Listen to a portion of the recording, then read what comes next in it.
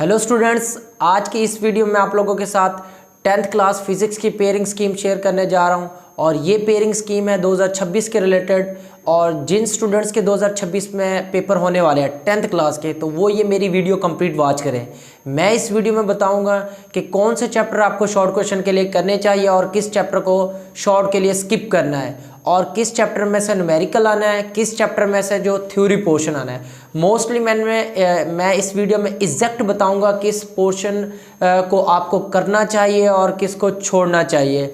और इसमें ज़्यादातर बच्चे कंफ्यूज होते हैं, वो न्यूमेरिकल और थ्योरी पोर्शन में होते हैं कि ए पार्ट जो थ्योरी वाला है वो किस चैप्टर में से आना है और जो बी पार्ट है न्यूमेरिकल का वो किस चैप्टर में से आना है। तो न्यूमेरिकल मोस्टली मैंने इसमें बता देना है कि किस चैप्टर के आपको न्यूमेरिकल करने चाहिए और किसके आपने नहीं करने।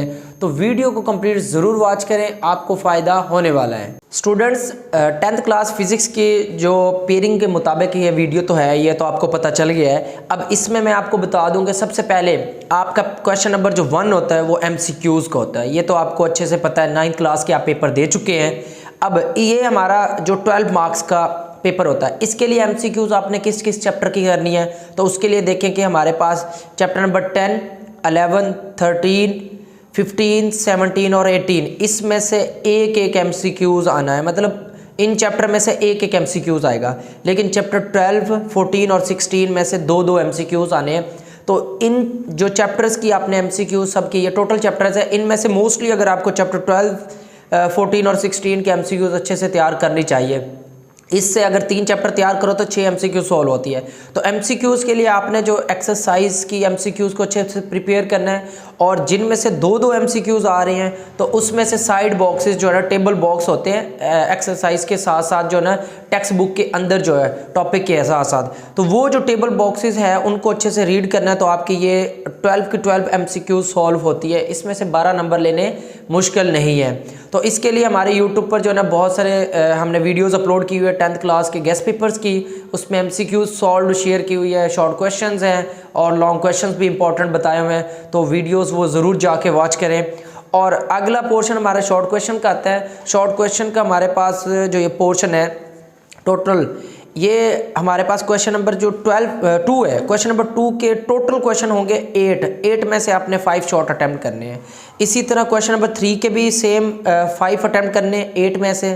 क्वेश्चन नंबर हमारे पास 4 भी इसी तरह है, 5 शॉर्ट क्वेश्चन हर पोर्शन में आपने अटैम्प्ट करने हैं।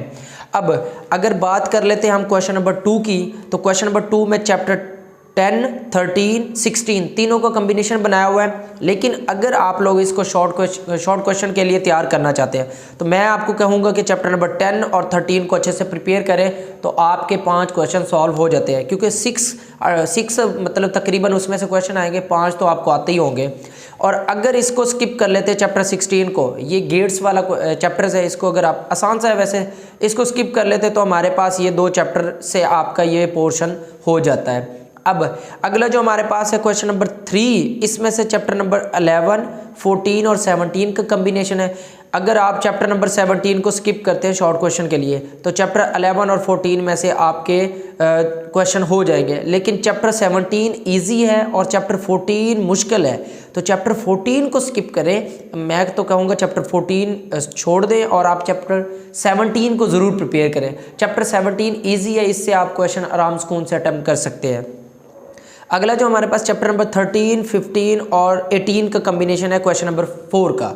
अब इसमें से कौन सा चैप्टर आपको छोड़ना चाहिए, तो वो ऑफ कोर्स चैप्टर नंबर 15 है। चैप्टर 15 को शॉर्ट क्वेश्चन के लिए आप छोड़ें, क्योंकि चैप्टर 15 एक टफ सब्जेक्ट है। 14 और 15 बहुत टफ है, इसलिए उसको आप स्किप कर सकते हैं शॉर्ट क्वेश्चन के लिए। तो इसमें से चैप्टर 13 और 18 को ज़रूर प्रिपेयर करें। मोस्टली जो फिज़िक्स के क्वेश्चन पूछे जाते हैं वो एक्सरसाइज में से ज़्यादा क्वेश्चन होते हैं और जो टॉपिक्स के अंदर से बहुत कम शॉर्ट पूछे जाते हैं। तो टॉपिक की बजाय आपको एक्सरसाइज को प्रिपेयर करना चाहिए मेरे हिसाब से। तो अब अगर लॉन्ग क्वेश्चन की बात कर लें, हमारे पास 3 पोर्शन लॉन्ग के आते हैं, 5 क्वेश्चन है, 6 से 7, इसमें से आपने 2 अटैम्प्ट करने हैं। ठीक है, इसमें से कितने अटैम्प्ट करने हैं? 2। अब इसमें से ए और बी पोर्शन होते हैं।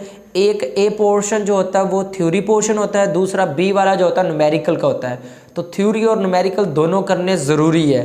तो इसमें मैं आपको क्लियर बता दूंगा किस जो चैप्टर में से न्यूमेरिकल आ रहा है और किस में से थ्योरी पोर्शन आता है। अगर आप लोग क्वेश्चन नंबर 5 करते हैं तो इसमें से हमारे पास चैप्टर 10, 13 और 16 का कम्बिनेशन बना हुआ है। चैप्टर 16 में कभी न्यूमेरिकल नहीं आते, है भी नहीं न्यूमेरिकल, तो चैप्टर 16 में से थ्योरी चांसेस है। अगर इसमें से आता है तो थ्योरी आएगा।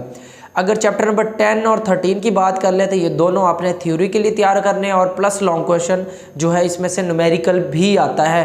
तो दोनों के न्यूमेरिकल ईजी है, तो न्यूमेरिकल ज़रूर प्रिपेयर करें। इसमें से ज़्यादा चांसेस होते हैं चैप्टर 13 में से न्यूमेरिकल के, मेरे हिसाब से, ये मेरा गेस है, लेकिन आप लोगों ने दोनों के करने हैं।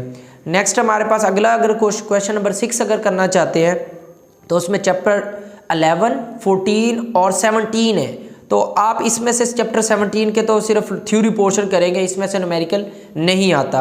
अगर बात कर लेते हैं 11 और 14 की, तो मेरे हिसाब से ज़्यादा जो 14 में से न्यूमेरिकल आने के चांसेस ज़्यादा है, 11 में से थ्योरी।